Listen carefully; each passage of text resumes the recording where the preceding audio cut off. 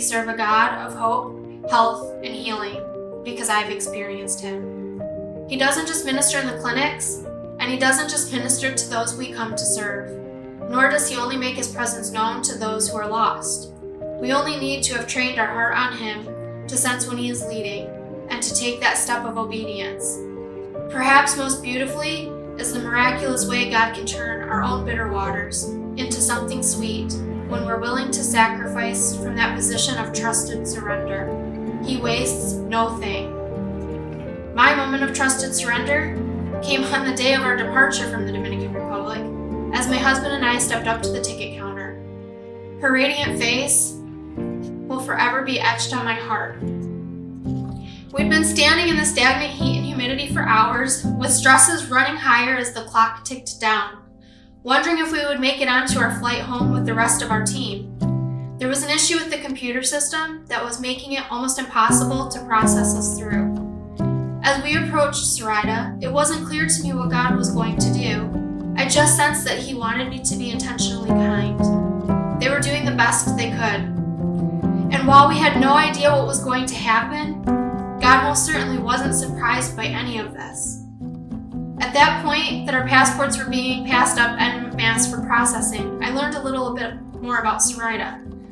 I could feel the heaviness in her heart as she began to share a little of her life with me, tears welling up in her eyes. And since we were at the mercy of a computer system where the urgency of time seemed to matter and simultaneously not matter all at once, I seized an opportunity to ask if she would like a hug, which she welcomed. There was such a tenderness as we embraced, almost as if we were melting together. I asked if she would like me to pray for her, and as I did, I could feel she trembled just the slightest. But what really blew me away was after the prayer, what was unprompted, when she began to share with me the heart-wrenching situation of her own personal health struggles and the losses of loved ones that she suffered while she had been in the hospital. It hit me. This was God's redemption for me, redeeming my own bitter waters. Just as my cousin Daniel had spoken over me in the days before we came to the Dominican Republic as I sat in the hospital room with my aunt at home. This was my why.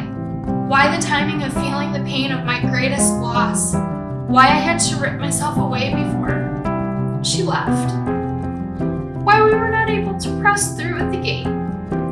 In those brief moments, God was working as only He can, grafting not two strangers, but two daughters together in His love, and bringing hope, health, and healing to each of our hearts. We go to serve not out of our convenience, not even out of our wholeness, but humbly and gladly we surrender it all for God's glory to those who are lost, hopeless, or maybe even simply believers who are downtrodden.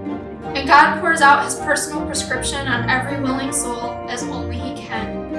And as we willingly serve, God lovingly multiplies.